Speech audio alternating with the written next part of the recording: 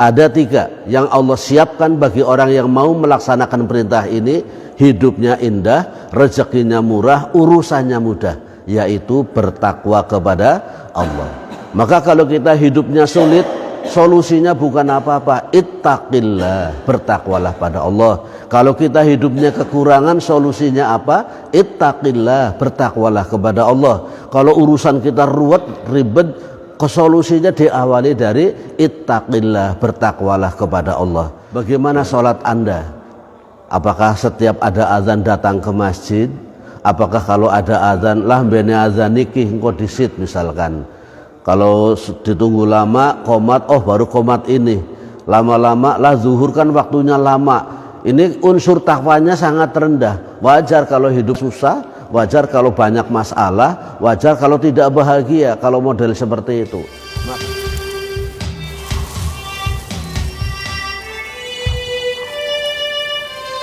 Sebelum video dilanjutkan, alangkah mulianya bila Anda menombol subscribe terlebih dahulu, lonceng biar tidak tertinggal dengan video berikutnya, like, share, dan komen. Terima kasih, jazakumullah. Mengawali kultum kita, monggo bersama-sama membaca lafal basmalah. Bismillahirrahmanirrahim. Sehat sama semuanya? Alhamdulillah. Saudaraku sekalian, dalam Al-Quran ada satu dawuh perintah dari Allah yang kalau perintah ini dilaksanakan, seseorang akan mengalami kehidupan yang indah, rezekinya murah, urusannya juga mudah. Ini satu keajaiban yang luar biasa. Perintah yang dimaksud adalah bagaimana firman Allah Subhanahu wa taala dalam Al-Qur'an sangat familiar dengan kita karena dibaca oleh khotib-khotib kita setiap Jumat. Kalimatnya a'udzubillahi minasyaitonirrajim, ya ayyuhalladzina amanuttaqullaha haqqa tuqatih wa la tamutunna illa wa antum muslimun. Dalam bahasa kita, wahai orang-orang yang beriman, bertakwalah kamu sekalian kepada Allah haqqa tuqatih, dengan takwa yang sesungguhnya, wa la tamutunna, jangan sekali-kali kamu sekalian meninggal dunia, mati, illa wa antum muslimun, kecuali kamu sedang berserah diri. Allah memerintahkan hambanya yang beriman karena diawali dengan ya ayyuhalladzina amanu. Hamba-hamba Allah yang beriman itu diperintahkan untuk bertakwa kepada Allah, meyakini Allah pencipta alam semesta, sudah. Meyakini Allah yang mengatur alam semesta, sudah. Meyakini Allah sang pemberi rezeki, sudah. Meyakini Allah satu-satunya Tuhan yang berhak disembah, sudah.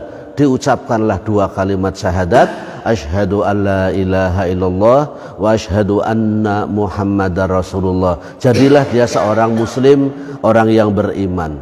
Kalau pingin hidupnya indah, rezekinya murah, dan urusannya mudah, maka Allah memerintahkan ittaqullah, bertakwalah kamu sekalian kepada Allah.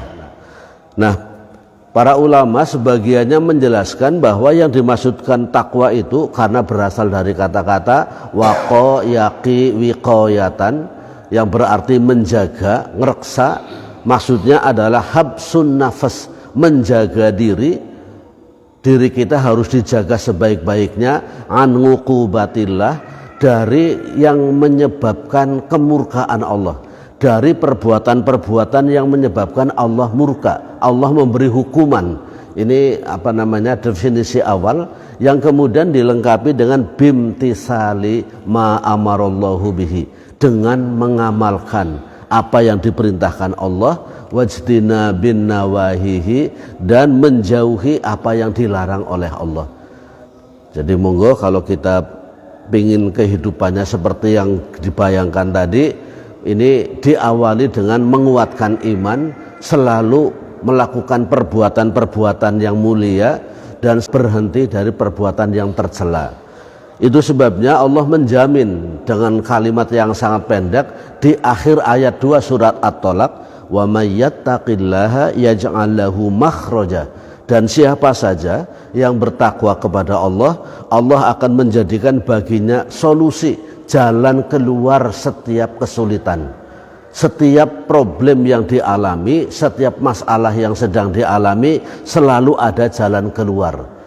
Dan ini adalah merupakan sebuah tantangan, tapi sekaligus indahnya hidup. Hidup terasa indah, terasa puas dan lega kalau kita sudah selesai mengatasi sebuah problem. Maka saya sebutkan tadi, hidup ini akan indah kalau kita bertakwa kepada Allah, karena ada jaminan orang yang bertakwa kepada Allah selalu mendapatkan solusi dalam problem hidupnya. Yang kedua disebutkan wa yarzuquhu min haitsu la yahtasib, dan Allah akan memberi rizki dari arah la yahtasibu yang tidak disangka-sangka. Hasiba yahsabu hisbanan itu artinya menghitung atau terhitung atau hitungan. Maka kalau la yahtasib tak terhitung, mendapatkan rezeki tidak bisa dihitung. Tapi kalau kita kerja sehari ongkosnya sekian, ini masih bisa dihitung. Tapi kalau kita bertakwa kepada Allah akan mendapatkan rezeki yang tak terhitung, datangnya pun tak disangka-sangka. Kemudian yang ketiga disebutkan di ayat yang nomor 4 akhir, wa may yattaqillaha yaj'al lahu min amrihi yusra. Siapa yang bertakwa kepada Allah, Allah menjadikan baginya urusannya mudah. Ada 3 yang Allah siapkan bagi orang yang mau melaksanakan perintah ini, hidupnya indah, rezekinya murah, urusannya mudah, yaitu bertakwa kepada Allah. Maka kalau kita hidupnya sulit, solusinya bukan apa-apa, ittaqillah, bertakwalah pada Allah. Kalau kita hidupnya kekurangan, solusinya apa? Ittaqillah, bertakwalah kepada Allah. Kalau urusan kita ruwet, ribet, solusinya diawali dari ittaqillah, bertakwalah kepada Allah. Ya kita sih sudah bertakwa, tapi kok urusannya masih rubes, hidupnya juga susah, rezekinya juga repot. Nah mungkin belum haqqa tuqatih, belum yang sesungguhnya. Karena dalam perincian takwa ini ada sesuatu yang harus kita action, harus kita amalkan. Misalkan di awal Al-Baqarah Allah berfirman, hudal lil muttaqin alladzina yu'minuna bil ghaibi wa yuqimuna shalah wa mimma razaqnahum yunfiqun. Ini mengkait kekuatan iman dibutuhkan dalam hal ini. Kemudian dilanjutkan dengan yuqimuna shalah, mendirikan salat. Bagaimana salat Anda? Apakah setiap ada azan datang ke masjid? Apakah kalau ada azan lah bene azan niki engko disit misalkan? Kalau ditunggu lama qomat, oh baru qomat ini. Lama-lama lah zuhur kan waktunya lama. Ini unsur takwanya sangat rendah. Wajar kalau hidup kita susah, wajar kalau banyak masalah, wajar kalau tidak bahagia kalau model seperti itu. Maka gunakan kesempatan yang Allah berikan pada kita, kalimat haqqa tuqatih, bersungguh-sungguh di dalam melaksanakan ajaran agama sehingga akan sampai kepada hasil yang dimaksud. Ini kaitannya dengan ibadah kita. Terus dilanjutkan juga wa mimma razaqnahum yunfiqun, dan Allah akan memberikan fasilitas tadi pada orang bertakwa. Di antara ciri orang bertakwanya adalah berderma dari apa yang Allah berikan pada mereka. Bahkan dalam hadis sahih disebutkan tiap hari Allah menurunkan 2 malaikat.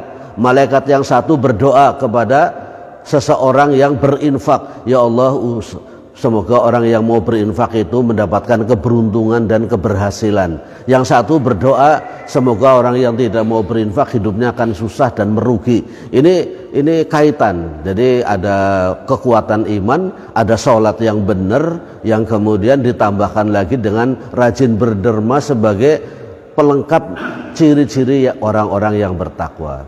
Terus kemudian saudaraku sekalian, kalau kaitannya dengan tadi saya sebutkan banyak butuh, banyak keperluan dalam hidup, ini ada tip, ada satu resep dari Al-Quran dalam surat Az-Zariyat tentunya, surat yang nomor 51, di ayat yang nomor 15.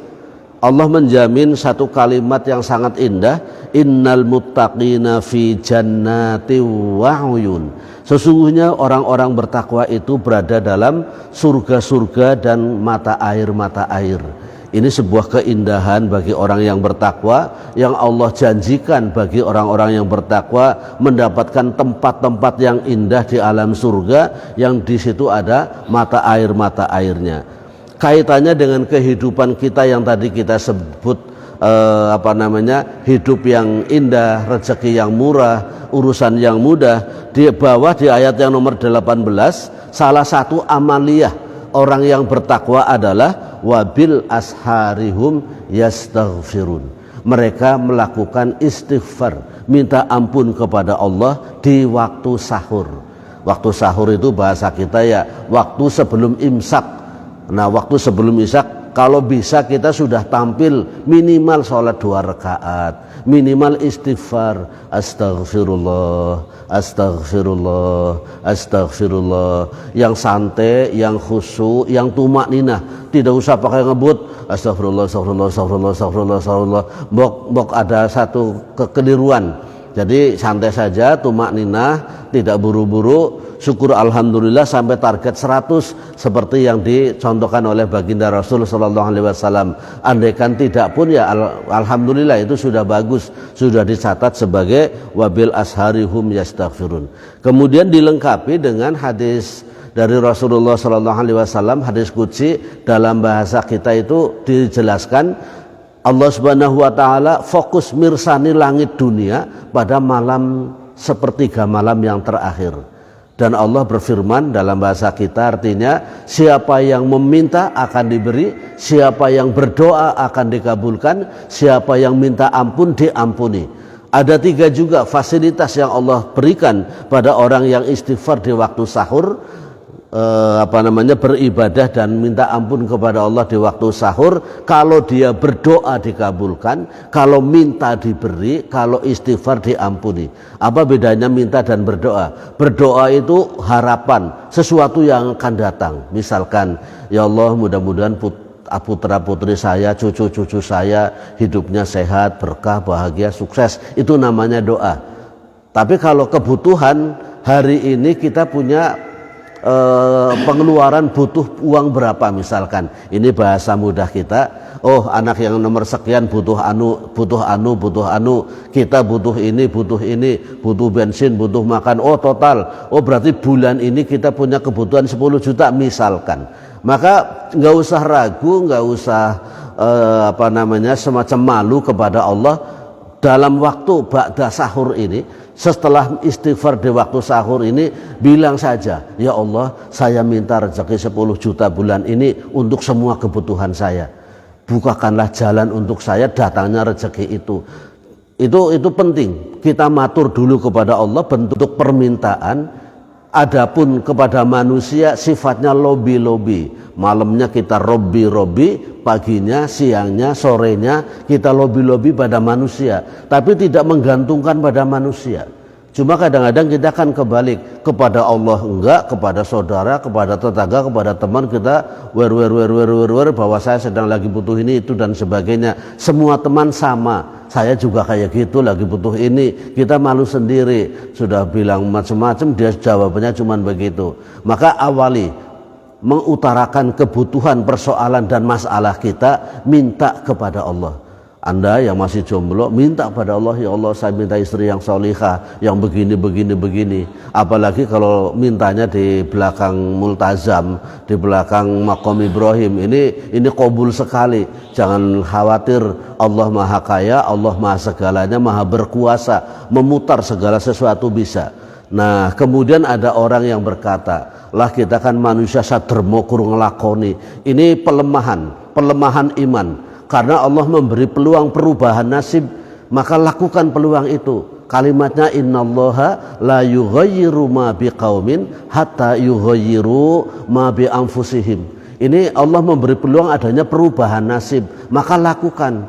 Ada memang kalimat-kalimat yang melemahkan seperti itu, jur akhirnya kita tidak berusaha, sholat malas, kerja malas, ngaji malas, baca Quran malas, ngapa-ngapa malas, hidupnya akan mengalami kesulitan dan kesulitan. Baiklah, masalah ini Nabi mengajarkan doa. Bok ada yang belum hafal, monggo bersama. Bismillahirrahmanirrahim. Allahumma inni as'alukal huda wattuqa wal afaf wal ghina Dalam bahasa kita, ya Allah saya mohon diberi petunjuk, hati yang bertakwa, perwira tidak mau melakukan pekerjaan rendahan, dan juga cukup rezeki. Ini doa tambahan dari Rasulullah, semoga bermanfaat. Terima kasih.